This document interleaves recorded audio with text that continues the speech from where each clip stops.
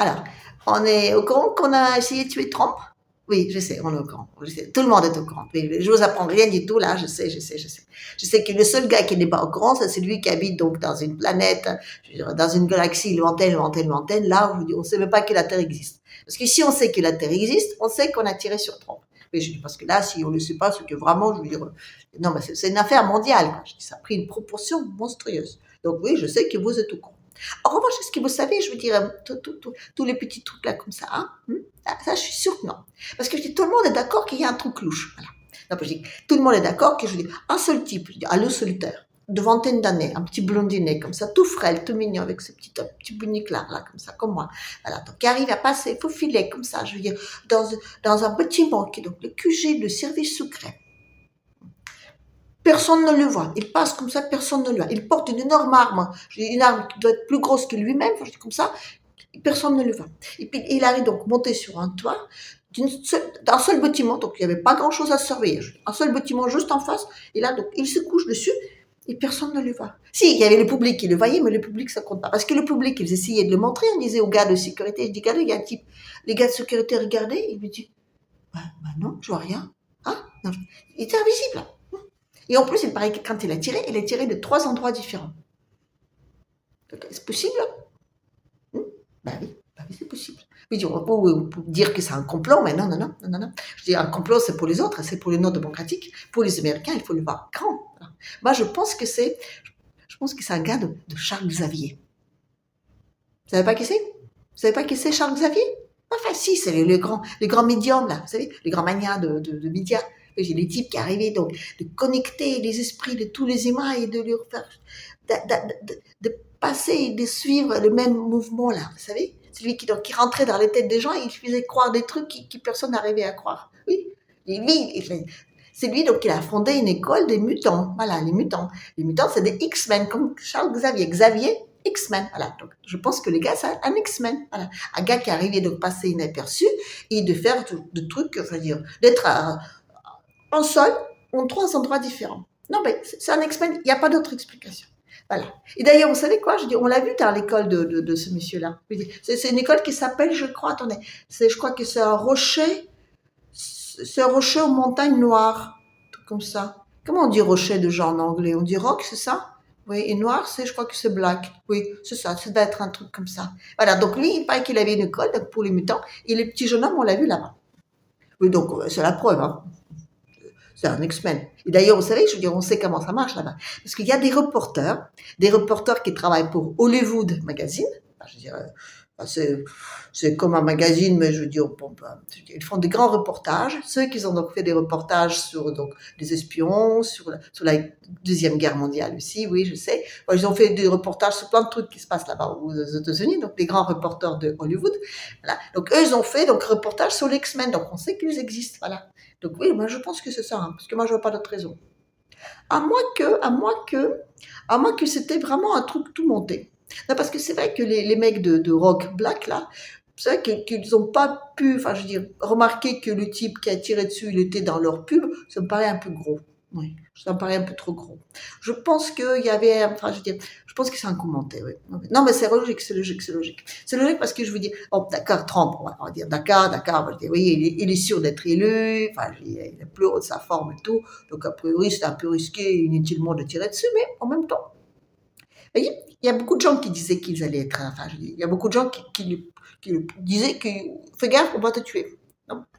Mais même moi je l'avais dit il y a quelques temps. Oui, c'est pour vous dire. Tout le monde, c'était un secret de polichinelle. Donc tout le monde le savait. Mais là, je veux dire, là, s'il a fait un commentaire comme ça, s'il a fait exprès de tirer, il s'est raté, ben là, on peut plus recommencer. Parce que je dis là, on peut toujours dire que c'est un loup solitaire, etc., etc. Mais je dis, si on recommence, là, tous les Américains vont parler d'un complot. Et là, donc, la guerre civile, tout ça, vous voyez. Donc le mec, il s'est rendu invincible, immortel par ce geste-là. Oui, donc c'est très logique. Oui, il est tout à fait capable de le faire. Hein. Oui. Donc le type, vous dites que c'est pas possible parce que c'est dangereux. Qui vous dit qu'il n'a pas tiré avec des balles à blanc? Non, je dis le petit jeune là, peut-être qu'il connaît rien dans les armes, peut-être qu'il était là-haut avec son petit truc, puis il a tiré, donc ça n'a rien fait. Puis il y avait 2 autres gars qui étaient à côté, puis qui ont tiré, qui ont fait exprès. Hein. Non, ben c'est vrai. Et puis l'autre, il était sur sa tribune, et juste au moment où il avait un puc, il avait une mouchoir avec du rouge dessus, donc il a mis sur l'oreille. Voilà, il était échoué. Hein. Vous savez, on n'est pas de ce près. Hein. Je dis tout à fait à Oui, bon. Oui, non. Après, je me dis que c'est quand même un peu bête de le faire juste un jour avant qu'il soit donc, enfin, je veux dire, nommé comme officiellement comme candidat. Mais parce qu'une fois qu'il est candidat, il peut aussi donc présenter son vice-président. Voilà. Donc du coup, si on le tue maintenant, enfin, je veux dire normalement, ben il y a quelqu'un qui le remplace. Moi, si tu prends un risque, plutôt que tu le fais une fois que tu es officiellement candidat qu'avant, quoi. Oui. Donc, je veux dire, si tu veux le tuer, en revanche, tu le tues juste avant qu'il soit candidat. Comme ça, tu es sûr qu'il n'est pas encore de vice-président et du coup, on remet tout à plat et on recommence. Oui, donc c'est vrai que vu comme ça, c'était pas très intéressant pour lui de se tuer ce soir-là. Oui. Oui, peut-être que c'est effectivement quelqu'un qui a fait un truc. Oui. C'est peut-être les X-Men, oui. C'est peut-être le plus probable.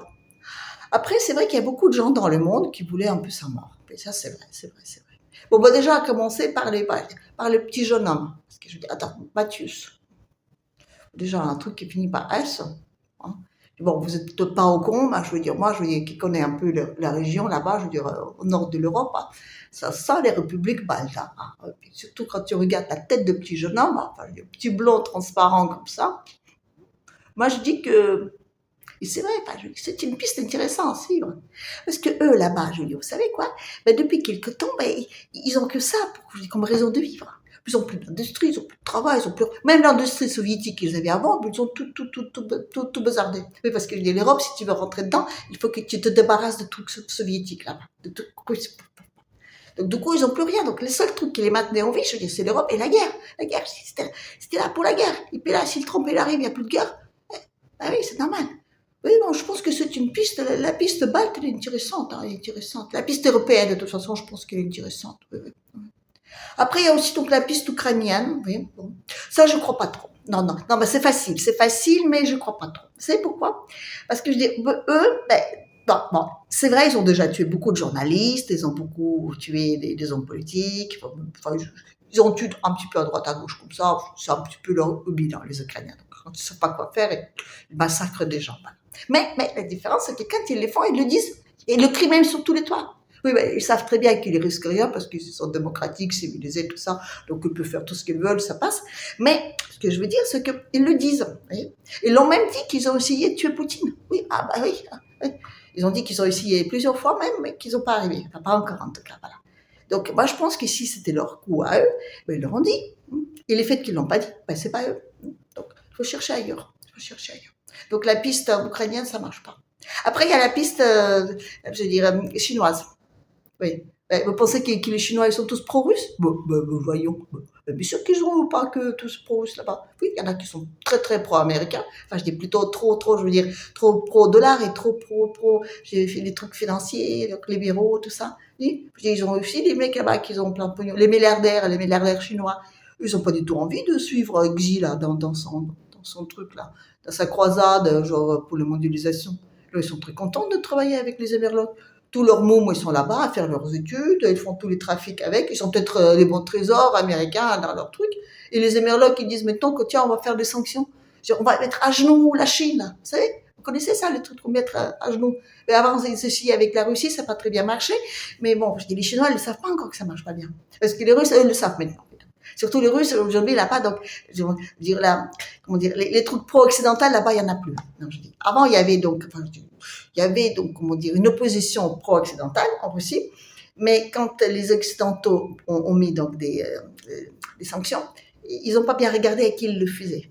Donc, du coup, ils ont mis les sanctions aussi aux mecs qui étaient pro-occidentaux. Alors, du coup, ils se sont retrouvés un peu bredouilles, ils ont dit, oh, tiens, ils sont où dans tout ça? Et du coup, quand ils ont réussi à sauver quelque chose, ils sont tout de suite partis en Russie, ils ont tout réinvesti là-bas. Voilà. Les Chinois, ils ne savent pas encore. Eux, c'est tout nouveau encore pour eux, donc mettre à genoux, tout ça. Donc oui, il y a des Chinois qui sont pas très très pro-Xi, qui sont plutôt envie de va. Il paraît que même il y a des Chinois donc qui sont allés pendant qu'il y avait donc des manœuvres, vous savez, des manœuvres donc la Chine et la Biélorussie, parce que la Chine elle a aussi donc des intérêts à défendre donc en mer Baltique. Oui, pourquoi pas? Parce que les Américains ils vont bien aller défendre leurs intérêts en mer indienne là-bas, pourquoi pas les Chinois en mer Baltique? Bon, ça me paraît très normal. Hein. Donc, du coup, ils sont allés là-bas. Il paraît donc qu'il y avait donc une délégation là-bas, de libéraux chinois, qui allait voir Lukashenko. Il paraît, je ne sais pas, c'est de on dit, voilà. paraît qu'ils ont allé le voir, parce qu'il paraît que donc, les Américains, ils ont dit que si vous arrivez donc à dire à Lukashenko, donc, enfin, le président donc, biélorusse, qu'il faut qu'il soit plus copain avec Poutine, ben, on va vous enlever toutes les sanctions. Oui, parce que je veux dire, là-bas, les sanctions sur les petites banques, tout ça, ils sont pas très contents. Alors, du coup, ben, il y a des Chinois qui sont allés voir Lukashenko. Alors, pareil, donc sur les médias, en tout cas, ukrainiens, que voilà, ça y est, c'est le traître, il a traité de Poutine d'ennemi, tout ça. Enfin, je dis, oui, parce que des amis de 30 ans, oui, enfin, on connaît ça, hein, je dis, on a déjà vu, hein, les amis de 30 ans qui se faisaient des trucs dans le dos, hein, oui, donc oui, c'est possible, hein. Après, Batko, enfin, c'est comme ça qu'on l'appelle là-bas. Les Biélorusses, ils appellent leur président Batko. Batko, ça veut dire tu perds, enfin, c'est amical. C'est vraiment, c'est comment dire, lui, il me fait penser un peu à un propriétaire fermier, vous voyez, je veux dire, avec c'est un mec qui est sur la terre, il défend ses intérêts, lui. C'est un vrai paysan, mais comme ça, quoi, qui défend son truc là, voilà. Donc lui, traître, je les vois pas.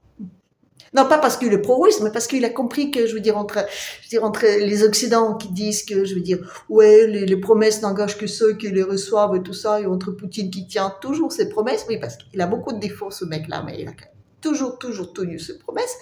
Donc, ben, lui, il a dit, oh, faut peut-être plutôt rester de côté Poutine. Donc, moi, je crois pas qu'il a trahi. Non, non, non.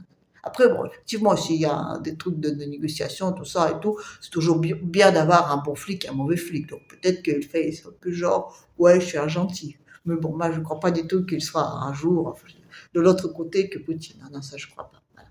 Donc, oui. Mais la piste chinoise, il a creusé. Il a creusé parce que c'est vrai que les Chinois, ils savent très bien qu'ici, c'est Trump qui arrive au pouvoir. Peut-être que ça ne va pas bien s'arranger. Après, il y a aussi une autre piste, c'est la piste iranienne. Mais elle est intéressante aussi. Parce que je vous rappelle que Trump, je dirais, il a failli déjà provoquer une guerre là-bas, il y a quelques temps. Hein. Ouais, les généraux Soleimani, c'est quand même lui qui l'a psychoté. Hein. Et puis, il a crié sur tout le toit, un peu comme les Ukrainiens maintenant. Hein. Donc, c'est vrai qu'ils ils ont failli avoir une guerre. Hein. Mais ils l'ont pas eu, vous voyez. Je dis déjà à l'époque, ils l'ont pas eu. Voilà. Mais déjà, quand on leur a explosé donc un ambassade aussi, ils l'ont pas eu. On leur fait beaucoup de misère aux Iraniens, mais je dis, ils réagissent pas. C'est pas qu'ils sont pas capables, non, mais ils ont pas tellement envie d'avoir des guerres. Alors, je pense que cette piste-là, elle est pas très très probable non plus. Non, non, non. Après, donc, peut-être l'état profond. Oui, bon, oui, d'accord. Enfin, je dis les mecs des libéraux de là-bas, genre ceux qui sont de côté de Biden, enfin, plutôt Biden de leur côté. Bon, ouais, c'est possible. Oui, c'est vrai que Trump est là un tout petit peu embêtant. Voilà. Je dis, oui, bon. Mais c'est vrai qu'il est un petit peu genre, ouais, le dollar, on coupe, je veux dire, on industrialise, on fait tous les trucs bien, comme ça. Oui, non, je comprends, je comprends. Je comprends qu'ils peuvent être un peu énervants. Mais en même temps, eux aussi commencent à réaliser qu'il y a un truc qui cloche. Mmh. Ouais, ouais, c'est vrai. Parce que je dis même leur chef de leur banque fédérale, là, une blonde, tiens, je pense, c'est vrai que le monde aujourd'hui, il est de plus en plus dirigé par des blondes. Ah ouais, je me sens toute grande du coup, là, comme ça, oui. Oui, ben voilà. Ben voilà, donc une autre blonde comme moi, donc qui dirige la Banque fédérale là-bas, ben elle a aussi, elle a dit que donc il y a un gros souci de dédollarisation. Voilà. Je dis, oui, on est en train de dédollariser. Je dis, le dollar, il est en train de. Oui. Et parce qu'ils ont imprimé plein de dollars donc pendant le Covid, donc ils ont voilà distribué un peu. C'est fini cet argent-là, voilà. Donc maintenant ils en ont besoin encore d'argent. Donc eux, ils sont donc en train d'essayer de refiler à tout le monde des bons de trésor, mais personne ne les achète. Et même pire, les autres bons trésors qu'ils ont déjà achetés, ils essaient de les revendre. Alors du coup, ça revient en boomerang là-bas. Voilà, donc, alors donc remprimer d'autres dollars, c'est pas très cool parce que du coup, ça va recréer l'inflation. Voilà. Et du coup, je veux dire, de baisser les trucs sociaux, des aides et tout ça, juste avant les élections, c'est pas très cool. Alors je sais pas comment ils vont faire. Oui, à mon avis, effectivement, couper au dollar, comme ça, de dire, voilà, le dollar, c'est toujours notre monnaie, mais c'est, comment dire, plus en monnaie de référence, voilà. Donc, je veux dire, démerdez-vous, hein. Je dis, vous avez vos papiers, vous faites ce que vous voulez avec, mais nous, on se dédollarise direct. Oui, c'est peut-être pas bête. Voilà. Je pense que c'est vraiment pas bête. En tout cas, c'est pas bête pour eux. Pour nous, enfin, c'est un petit peu plus bête, mais bon, c'est comme ça. Ouais. Donc, oui, mais je pense que si, ils sont. Non, mais je pense que cette piste-là, à moins qu'ils sont complètement fous, ce qui est possible, voilà. Je pense que c'est pas une piste tout à fait viable. Oui. Oui, moi, je pense que la piste européenne, c'est encore la meilleure. Parce qu'en Europe, on a quand même des gens qui sont très... Non, non, mais qui savent ce qui est vrai, savent défendre des vraies valeurs. Et puis Trump, lui, c'est un danger pour la démocratie. Puis les Européens, ils sont très pour la démocratie, donc ils feront tout pour donc, défendre la démocratie, même s'il faut aller tuer le président, enfin, le futur président américain. Oh, je le sens cap, hein. Oh, je le sens très remonté. Hein. Oui. Oui, non, non, non, non, non. Je le sens pas cap. Non, non. Je le sens cap, pas du tout cap de prendre une initiative comme ça. Donc du coup, on en impasse. Oui, on est dans l'impasse. Oui. Donc la seule version finalement qui reste la plus crédible, c'est la version des X-Men. Il y a une guerre des X-Men, voilà, parce qu'il y avait quand même un type, qui était juste là, et qui a juste touché la tête de Trump au moment où la balle a volé. Oui, parce que je dis c'est un coup de bol. On peut dire que c'est un coup de bol, mais bon, si on est un peu plus scientifique, on dit oh non, il y a un deuxième X-Men qui était là et qui a fait ça. Donc il y avait deux X-Men. Il y avait un X-Men, un méchant X-Men qui a tiré, et il y avait un gentil X-Men qui a poussé la tête. Ou le contraire, il y avait un gentil qui tirait et un méchant qui était là. Enfin, c'est ce point comment on se positionne, parce que je dis on peut être d'un côté ou on peut de l'autre côté. Donc voilà. Mais en tout cas, je veux dire, aujourd'hui, l'Afrique, l'Afrique,